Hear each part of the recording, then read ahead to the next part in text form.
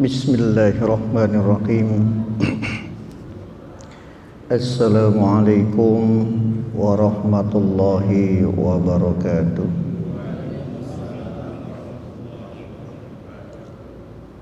Alhamdulillah wa syukurillah ala ni'matillah. Wassalatu wassalamu ala Rasulillah Muhammad bin Abdillah wa ala alihi wa sahbihi wa mawala. Asyhadu an la ilaha illallah wa asyhadu anna Muhammadar Rasulullah. Amma ba'd. Qalu subhanaka la ilma lana illa ma 'allamtana innaka antal alimul hakim. Hadirin jamaah yang dimuliakan oleh Allah, kita awali pengajian kita malam ini dengan membaca Ummul Quran. Semoga Allah Subhanahu wa taala berikan kepada kita umur panjang, sehat walafiat untuk selalu beribadah kepada Allah Subhanahu wa taala. Yang kedua, semoga Allah berikan kepada kita rezeki yang banyak, yang halal, yang berkah, yang insya Allah dengan melalui rezekinya kita dapat gunakan untuk menyempurnakan ibadah kita kepada Allah Subhanahu wa taala.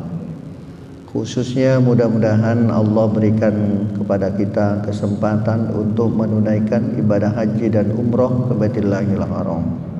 Ketiga, semoga Allah jadikan keluarga kita keluarga yang sakinah mawaddah warahmah, serta menjadikan putra putri kita anak-anak yang soleh dan solehah, dan mudah-mudahan Allah kabulkan cita-cita mereka.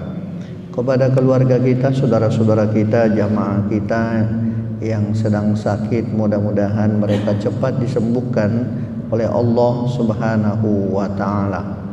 Kepada keluarga kita, saudara-saudara kita, jamaah kita yang telah berpulang ke rahmat Allah, wabil khusus kepada kedua orang tua kita, semoga Allah ampuni dosa-dosa mereka, Allah terima amal ibadah mereka, dan mudah-mudahan Allah jadikan kubur-kubur mereka sebagai taman-taman surganya. Kepada kita yang hadir, mudah-mudahan Allah lancarkan dan sukseskan usaha kita masing-masing. Allah terima amal ibadah kita, dan mudah-mudahan Allah ampuni segala kesalahan serta kekhilafan kita. Ala hadhihi niyah wa kulli niyatin shalihah. Al-Fatihah. A'udzu billahi minasy syaithanir rajim. Bismillahirrahmanirrahim. Alhamdulillahi rabbil alamin. Ar-Rahmanir Rahim. Maliki yaumiddin. Iyyaka na'budu wa iyyaka nasta'in. Ihdinas siratal mustaqim. Siratal ladzina an'amta 'alaihim ghairil maghdubi 'alaihim waladdallin. Rabbighfir lana, amin. Baik, kita lanjutkan pelajaran kita.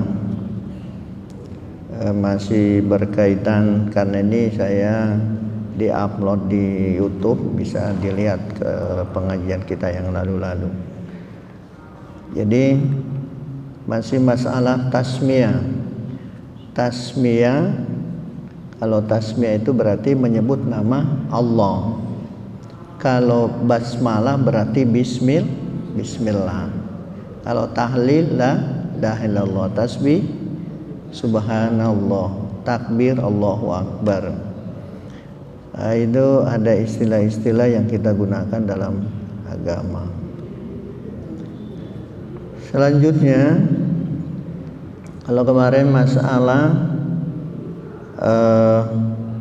basmalah sudah kita bahas. Ada yang menyebutkan sunnah, ada yang menyebutkan wajib, ada yang menyebutkan tidak sah kalau tidak dibaca, baik itu lupa ataupun sengaja meninggalkannya. Nah, tinggal kita mengikuti yang mana, tetapi alhamdulillah saya yakin semua jamaah sudah terbiasa dengan mengucapkan basmalah. Ya boleh juga nanya, nggak apa-apa nanya, kita saling sharing. Kemudian masalah mencuci tangan sebelum kita berwudu. Jadi cuci tangan. Wa ghusslul yadaini qabla taharati mustahabbun ghaira wajibin bil ittifaq. Jadi mencuci tangan itu sebelum kita memasuki area wudu kita, cuci tangan tuh awalnya. Itu adalah mustahabun, artinya sesuatu yang sangat disukai. Nah, biasa ulama kita mustahab itu masih diartikan sunnah. Jadi dianjurkan kita untuk mencuci tangan. Ghairu wajibin.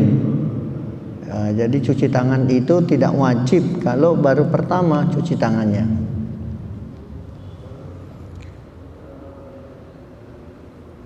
Lalu di sini ada kata qabla taharah, sebelum kita bersuci, berarti sebelum memasuki rukun wudu.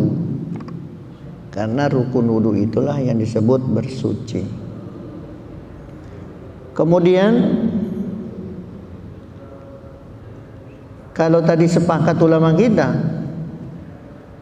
cuci tangan itu adalah sesuatu yang dianjurkan, disunnahkan, yang seharusnya memang terus dilaksanakan. Apalagi kemarin kita kena COVID, ada 2 tahun masa COVID, itu memang kita selalu dianjurkan untuk cuci tangan. Sebetulnya mencuci tangan itu memang sudah kebiasaan umat Islam. Sebelum makan cuci tangan, sebelum ngapa-ngapain cuci tangan, sebelum tidur pun juga cuci tangan sebetulnya. Kalau bisa bagusnya sebelum tidur udah wudhu duluan. Nah, itu bagus malahan. Karena semua yang sensitif pada badan kita ketika kita berwudu sudah masuk dalam rukun wudu. Muka, tangan, lalu kemudian rambut itu udah, kalau kita kemana-mana rambut udah kena debu di mana-mana. Sebab itu dalam wudu nanti akan kita bahas sebetulnya mengusap rambut itu sampai di mana batasnya harus diusap. Nah, itu. Kemudian kaki memang tempat selalu berada di paling bawah. Jadi paling dulu terkena debu. Nah, jadi dengan berwudu itulah diharapkan semua bagian-bagian sensitif pada diri kita itu sudah bersih. Maka dianjurkan sering berwudu. Lalu selanjutnya wa hukiya an Ahmad annahu aujaba dzalika minan naumi bil laili dunad nahari. Tapi ada perbedaan Imam Ahmad. Perbedaan dari Imam Ahmad adalah mewajibkan untuk mencuci tangan. Kapan wajib mencuci tangan menurut Imam Ahmad? Yaitu setelah kita bangun tidur, yaitu bangun tidur malam, bukan bangun tidur siang. Jadi ada perbedaan ulama, secara umum disebut sunnah, tapi dalam hal ini Imam Ahmad berbeda, yaitu mencuci tangan itu hukumnya wajib bagi yang baru bangun tidur. Tidurnya pun juga bangun tidur malam, bukan bangun tidur siang. Jadi ulama kita berbeda tuh. Ada pengecualian oleh Imam Ahmad. Cuci tangan mah sunnah, tetapi kalau sudah tidur malam itu cuci tangan itu hukumnya wajib menurut Imam Ahmad. Wa qala ba'du zahiriyah bil wujubi mutlaqan ta'abbudan la li najasah. Tetapi sebagian dari ulama-ulama mazhab zahiriyah, pengikutnya Imam Daud, yaitu sebagian menyebutkan bahwa mencuci tangan itu hukumnya wajib, mutlak, wajib mencuci tangan, wajib mencuci tangan. Karena mencuci tangan itu bukan karena tangan kita bernajis. Jadi berbeda dengan pendapatnya Imam Ahmad. Imam Ahmad mewajibkan cuci tangan kalau bangun tidur malam, karena ada indikasi bahwa kalau orang tidur malam itu tangannya kemana-mana. Jadi bisa kemudian menyebabkan adanya najis. Tetapi sebahagian dari ulama Zahiriyah menyebutkan bahwa mencuci tangan itu hukumnya wajib, bukan karena najis, bukan karena tangan kita bernajis, tetapi karena melakukan cuci tangan itu ta'abbudan, itu semata-mata karena bagian dari ibadah. Jadi itu pendapat ulama kita. Maka fikih dari mulai kita memilih air yang digunakan untuk wudu, mandi, itu penting untuk dipelajari.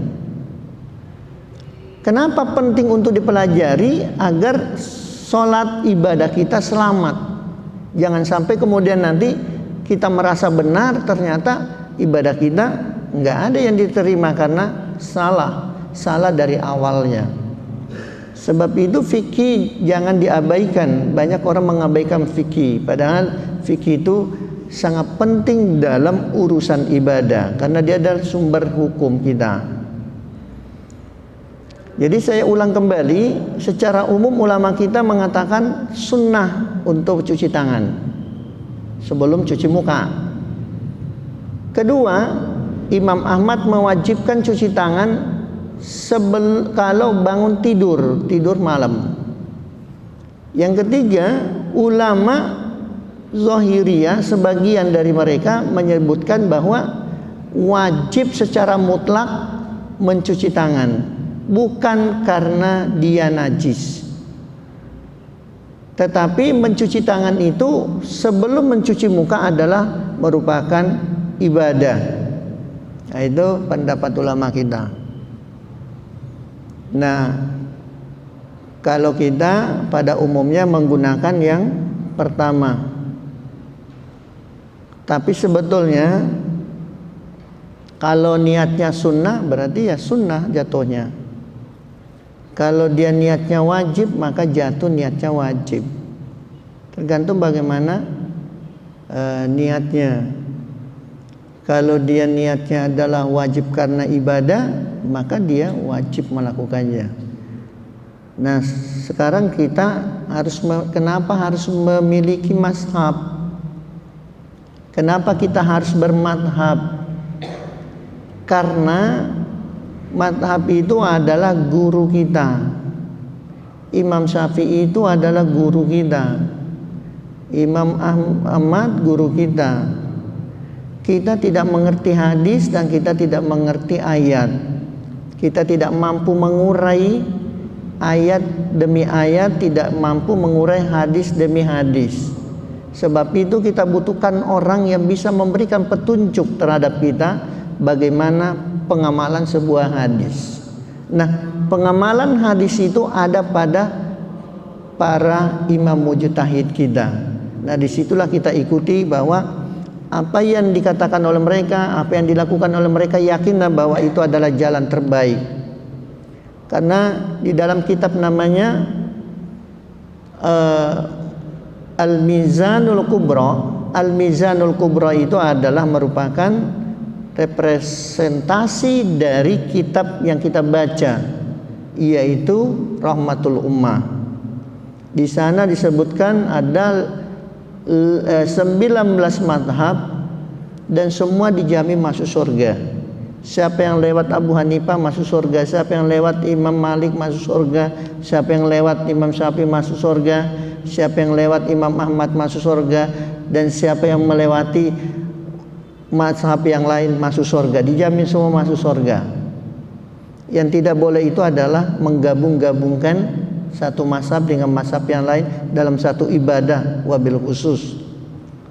Dari awalnya dia menggunakan mazhabnya Imam Syafi'i, di tengah jalan menggunakan mazhabnya Imam Malik, di ujungnya dia menggunakan mazhabnya Imam Abu Hanifah. Itu nggak boleh. Jadi dalam satu ibadah harus menggunakan dari awal sampai akhir ibadah itu menggunakan satu mazhab. Jangan dari awal berbeda sampai akhir. Contohnya kalau dia menggunakan mazhabnya Imam Syafi'i, ketika dia takbiratul ihram diangkat tangannya. Diangkat tangannya. Tapi ketika waktu dia sujud, dia dulukan tangannya sebelum lututnya. Itu di tengah-tengahnya dia menggunakan mazhabnya Imam Malik.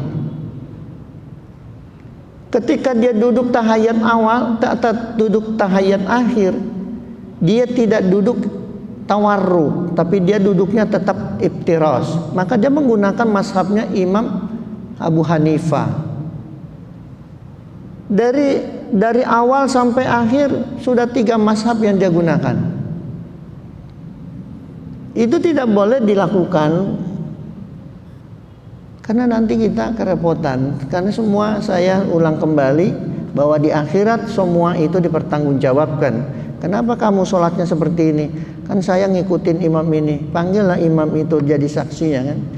Diamprokin tuh kalau kata kita. Apa sih namanya? Dipertemukan tuh ya. Apa benar kamu ngajarkan seperti itu? Kalau imamnya bilang saya nggak ngajarin seperti itu, lalu siapa yang berbohong kalau gitu? Kan itu dipertanggungjawabkan nanti di akhirat. Kenapa sholatnya kayak seperti ini? Ya saya mengikuti imam ini. Dipanggil orangnya. Apa memang kamu ngajarkan seperti itu? Enggak, saya nggak pernah ngajarkan seperti itu. Loh, lalu kamu ngaku? Itu nanti pertanggungjawabannya di akhirat. Sama juga orang mengaku saya umatnya Nabi Muhammad. Dari mana kamu tahu Nabi Muhammad? Apa tandanya bahwa kamu itu umatnya Nabi Muhammad? Apa yang kamu jadikan bukti sebagai umatnya? Ya kan harus membuktikan bahwa saya umatnya Nabi Muhammad. Jadi lalu kemudian siapa saksinya bahwa kamu itu pernah bersahadat mengakui Nabi Muhammad? Itu orang-orang yang di dalam masjid, disebut namanya satu persatu. Dia yang menyaksikan saya melaksanakan sholat, bertasahud. Jadi semua kita ini akan menjadi saksi satu dengan yang lain nanti di akhirat. Dipersaksikan semua. Ishhadu bi anna muslimun. Saksikan bahwa saya ini orang muslim. Maka tidak semudah itu juga nanti di akhirat. Kenapa? Karena pemeriksaan di akhirat itu sangat teliti. Allah sudah mengatakan wa in tubdu alillahi ma fis samawati wa ma fil ardh wa in tubdu ma fi anfusikum aw tukhfuhu yuhasibukum billah. Semua yang kamu lakukan dihisab oleh Allah, tidak ada yang ketinggalan. Sampai waktu kita nunjuk dalam sholat itu diperhitungkan oleh Allah. Kenapa kamu goyangkan tangannya? Kalau goyangkan tangannya, dia harus membuktikan bahwa apa yang dilakukan itu mengikuti imam ini. Dia harus membuktikan bahwa dia mengikuti hadis Nabi. Lalu nanti Nabi dihadirkan, apa benar kamu menyampaikan itu? Kan semua akan menjadi saksi nanti di akhirat. Nabi Isa ketika umatnya menyembahnya sebagai Tuhan. Kenapa kamu menyembah Nabi Isa? Apakah Nabi Isa pernah mengatakan itu? Dipanggil Nabi Isa. Apa pernah kamu nyuruh-nyuruh umatmu menyembah kamu dan ibu kamu? Nabi Isa akan mengelak. Nabi Isa akan menyangkal apa yang dituduhkan oleh umatnya. Saya nggak pernah menyuruh mereka menyembah saya. Saya nggak pernah menyuruh mereka untuk menyembah ibu saya selain Allah. Kalaupun engkau ya Allah, kalaupun saya mengatakan itu, engkau kan lebih tahu apa yang saya ucapkan, dan saya hanya menyampaikan apa yang engkau sampaikan kepadaku. Jadi semua akan menjadi saksi. Sebab itu orang ketika dia melakukan ibadah harus tahu dari awal sampai akhir itu mengikuti siapa, agar tidak bermasalah hidupnya nanti di akhirat. Karena semua akan menjadi saksi. Maka ulama kita menyarankan jangan menggabungkan satu mazhab dalam satu ibadah. Mungkin Anda bisa melakukan ibadah mengikuti Imam Syafi'i di saat ini, tetapi nanti Anda ketika pergi haji, Anda tidak bisa lagi menggunakan mazhabnya Imam Syafi'i karena satu problem yang berbeda.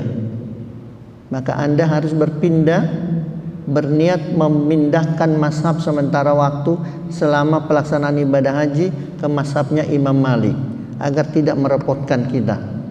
Dan itu harus diniatkan. Harus diniatkan. Tidak bisa bodoh amat dah nanti aja gimana kan nanti mah. Ya enggak bisa. Enggak bisa. Harus pindah. Kalau kita orang mengikuti mazhabnya Imam Malik, pada saat kita di mana tidak pernah berniat pindah mazhab beliau, maka tidak sah ketika kita mengikuti orang yang sholat jadi imam, dia tidak baca bismillah sementara kita mengikuti Imam Syafi'i. Itu ulama kita seperti itu. Kita mengikuti bahwa baca bismillah itu wajib hukumnya karena kita mengikuti Imam Syafi'i. Tetapi ketika imamnya tidak baca bismillah, maka tidak sah sholat kita karena mengikuti orang yang tidak semazhab dengan kita. Kan tidak boleh mengikuti orang yang mazhabnya berbeda dengan kita. Kenapa?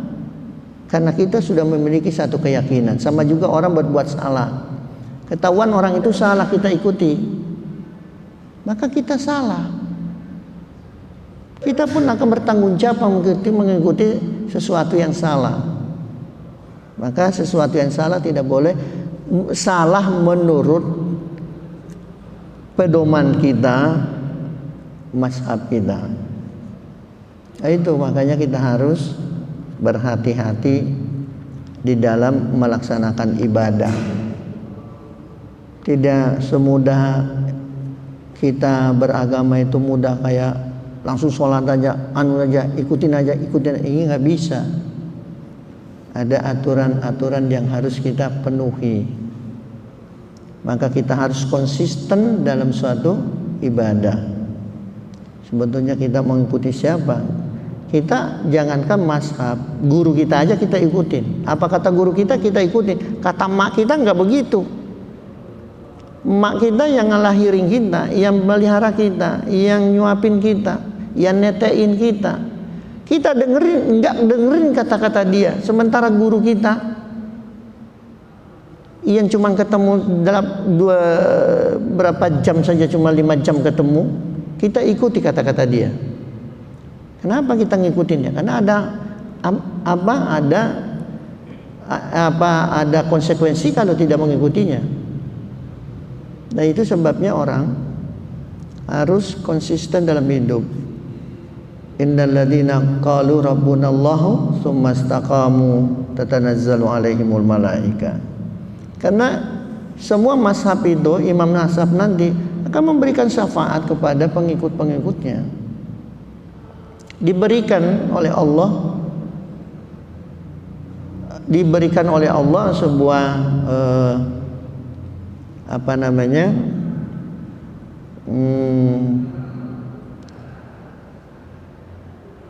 hak-hak kepada para imam mazhab untuk memberikan syafaat kepada pengikut-pengikutnya. Karena dia kan dijamin masuk surga. Kita saja, kita kalau masuk surga, kita diberikan kesempatan memberikan syafaat kepada 70 di antara keluarga kita untuk kita ajak masuk surga. Kan begitu kan? Apalagi kalau kemudian itu adalah imam mazhab yang sudah dijamin masuk surga. Kita saja orang biasa bisa. Kita teman. Kalau teman kita masuk dalam surga, dia diberikan kesempatan oleh Allah diberikan kesempatan oleh Allah untuk memberikan syafaat kepada teman-temannya. Siapa teman kamu yang kamu pilih masuk surga?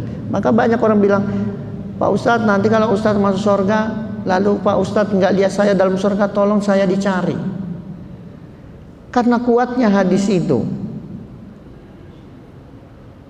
Apalagi kalau yang kita ikuti adalah seorang ulama, dan itu kita tidak boleh main-main. Karena ada yang akan memberikan semacam syafaat, pertolongan pada saat tidak ada lagi pertolongan pada saat itu. Dan itu namanya syafaat. Nah, kita kembali. Jadi orang tadi, ulama-ulama kita sudah kita bisa mendengarkan perbedaan mereka dalam masalah ibadah. Dalam masalah cuci tangan saja itu sudah berbeda ulama kita. Dalam baca basmalah sudah berbeda dengan ulama kita. Itu luar biasa. Itu berarti kalau sudah ulama kita berbeda, berarti persoalan itu penting dalam hidup. Persoalan itu penting. Kenapa ulama kita berbeda? Kenapa mereka punya kelompok-kelompok seperti ini? Itu berarti sesuatu itu sangat penting. Bukan sesuatu enggak penting, penting. Ulama kita saja berbeda, apalagi kalau kita tidak memahaminya. Akhirnya yang muncul apa? Di masa ini adalah masa tahun taklid namanya, mengikuti saja apa yang sudah ada. Fa in adakhala yadahu fil ina'i qabla gusliha lam yufsidul ma'a illa indal Hasan al-Basri. Kalau kemudian orang itu, karena saya ulang kembali pembicaraan kita, kalau zaman dulu itu enggak ada keran, yang ada wadah, mungkin ember, mungkin timba, mungkin gayung, atau apapun namanya. Orang dulu kalau berwudu pada masa Rasulullah itu dikobok tempat airnya, dikobok embernya. Nah, karena untuk mencuci tangan kan pasti dikobok, nggak mungkin disendok. Maka kalau ada orang kemudian memasukkan tangannya ke dalam, ada apa Pak? Nyari sarung?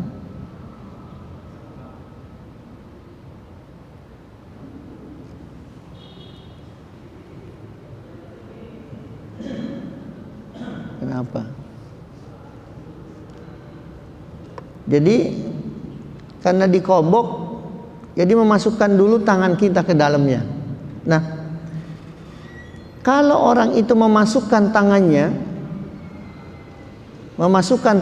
ke dalam ember, ke dalam wadah, maka air itu tidak berubah statusnya. Ya, kita mau wudu, ada air di ember, kita masukkan tangan kita ke dalam, itu air yang ada di dalam itu sudah dikobok, tidak merubah status airnya, tidak merusak airnya, ia tetap mutlak dan mensucikan. Kecuali menurut Imam Hasan Basri bahwa ketika mengkobok air, memasukkan tangan ke dalam tempat wudu tadi, sebelum kita berwudu, maka akan merusak status air, berubah menjadi air yang suci tapi tidak mensucikan, terjadi perubahan.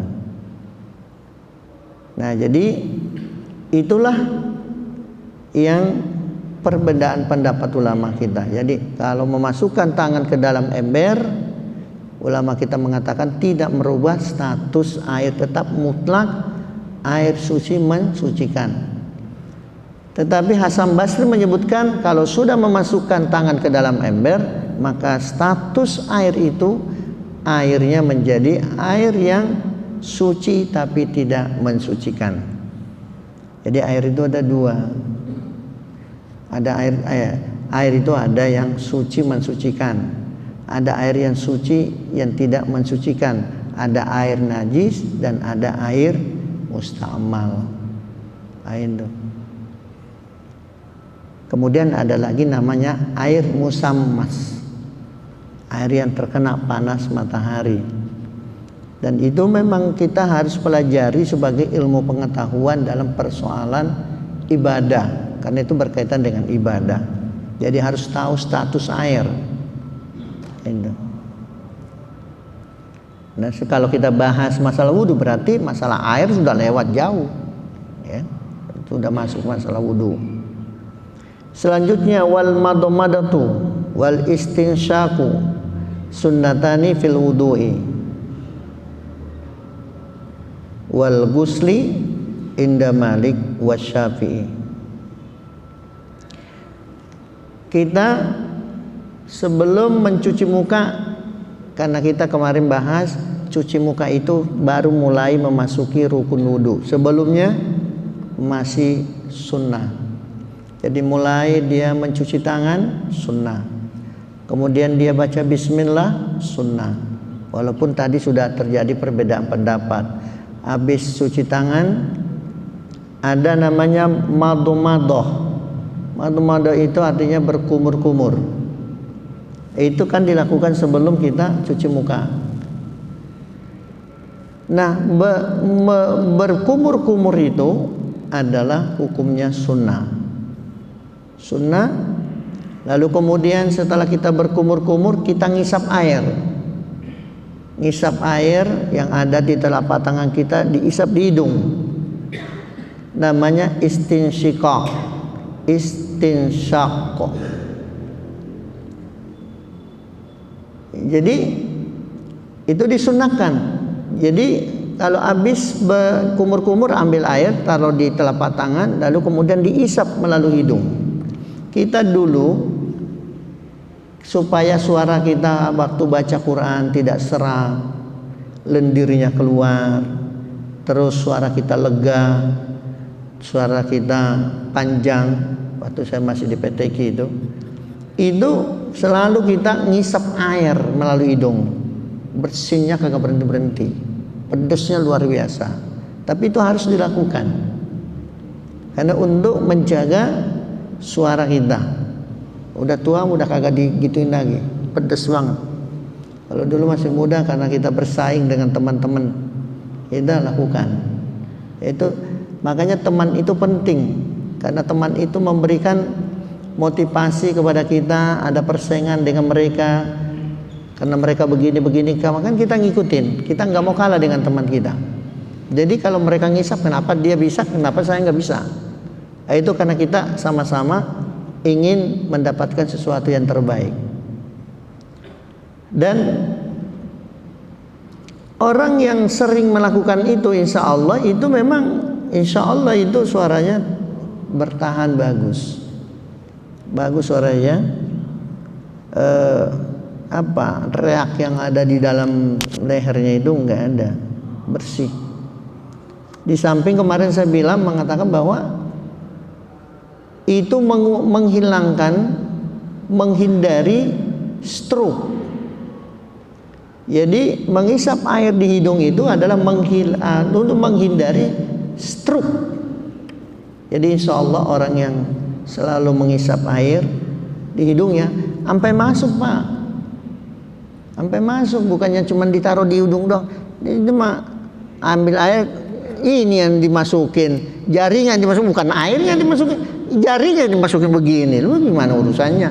Itu ngelap hidung pakai jari namanya. Biasain jarinya dimasukin. Diisap airnya. Diisap airnya. Makanya kalau diisap, nah pada saat kita puasa nggak boleh dalam-dalam. Nggak boleh dalam-dalam karena masuk ke dalam rongga. Masuknya air melalui hidung, masuk ke rongga itu Imam Syafi'i membatalkan puasanya orang kaya seperti itu. Ya, harus hati-hati. Walaupun sebagian ulama kalau menghisap air, masuk air melalui hidung, itu tidak membatalkan puasa. Karena mereka berpendapat karena yang dimaksud memasukkan air dengan sengaja adalah melalui mulut, bukan melalui hidung. Jadi kalau bukan melalui mulutnya nggak batal. Itu pendapat ulama kita. Jadi mado-mado kita kumur-kumur itu sunnah. Istinsyak itu adalah merupakan salah satu juga sunnah. Itu udah berapa sunnah yang kita cuci tangan, baca basmalah, lalu kemudian kumur-kumur, lalu kemudian istinsyak, ya, istinsyak. Nah, itu memasukkan hidung itu udah ada 4 sunnah yang dilakukan sebelum memasuki area rukunnya. Dan itu kita lakukan. Menurut Imam Syafi'i dan Imam Malik bahwa berkumur-kumur dan istinsyak pada wudu itu adalah sunnah, dan juga disunnahkan ketika mau mandi wajib. Jadi kalau mau mandi wajib juga kumur-kumur sunnah. Tadi kalau mandi wajib tidak disebutkan tadi harus baca bismillah dan sebagainya, tidak. Tetapi pada bagian ini ada keterangan wal gusli, artinya ketika mau mandi wajib kumur-kumur sunnah, dan istinsyak menghisap air di hidung sebelum mandi, itu sunnah. Itu menurut Imam Malik dan Imam Syafi'i. Kemudian 2 perkara tadi menurut Imam Ahmad, wa qala Ahmad biwujubihima. Imam Ahmad mewajibkan untuk duanya. Wajib untuk berkumur-kumur dan istinsyak. Nah, itu agak repot kok nyebutnya mau itu. Istinsyak itu wajib menurut Imam Ahmad. Sebagian dari ulama-ulama Zahiriyah, mazhab Zahiriyah, kalau kita baca kitab Bidayatul Mujtahid Ibnu Rushd, itu juga disebutkan bahwa menurut ulama-ulama Zahiriyah, istinsyak itu menghisap air itu hukumnya wajib karena perintah Nabi. Karena kaidah-kaidah di dalam usul fikih, semua yang diperintah hukumnya wajib. Jadi kalau ini kan perintah Nabi, maka hukumnya wajib. Perintah Nabi untuk istinsyak itu. Lalu semua yang dilarang itu hukumnya haram. Jadi kalau dilarang nggak boleh berarti haram hukumnya. Itu kaidah-kaidah usul fikih. Lalu muncul lagi fikih. Nah, fikih itulah yang kemudian mengatur bahwa tidak semua perintah itu hukumnya wajib. Maka di situ ada terbagi kepada 2. Ada yang wajib, ada yang sunnah. Itu sunnah itu juga perintah. Itulah fikih. Kalau kaidah usul fikih, semua yang diperintah wajib. Maka datang lagi yang namanya fikih. Fikihlah yang mengatur bahwa tidak semua yang diperintah hukumnya wajib, tapi ada yang wajib terbagi 2, ada yang sunnah. Begitu juga yang dilarang. Kaidah usul fikihnya semua yang dilarang hukumnya haram. Maka muncul fikihlah yang kemudian membagi 2, bahwa tidak semua yang dilarang itu haram. Terbagi 2, ada yang larangan haram, mutlak haramnya, tapi ada juga yang dilarang itu hukumnya makruh. Jadi larangannya larangan makruh. Itulah fikih, dengan usul fikih berbeda. Orang yang paling pertama, ulama paling pertama membuat yang namanya usul fikih adalah Imam Syafi'i. Usul fikihnya adalah Ar-Risalah. Semua ulama-ulama yang mengarang, yang mengatur tentang usul fikih, semua referensinya dari Ar-Risalah, yaitu karangan Imam Syafi'i. Nah hadirin, jadi kalau menurut Imam Ahmad hukumnya wajib dua-duanya. Wajib orang berkumur-kumur, wajib orang istinsyak, baik di saat dia mau berudu maupun pada saat dia mau mandi, wajib. Nah, itu. Kemudian sunnah berikutnya, wa takhlilul lihyati kasad fil wudu'i sunnatun bil ittifaq. Itu nanti akan kita lanjutkan di minggu akan datang. Subhanakallahumma bihamdika asyhadu an la ilaha illa anta astaghfiruka wa atubu ilaik. Wa lakum minkum wassalamu alaikum warahmatullahi wabarakatuh.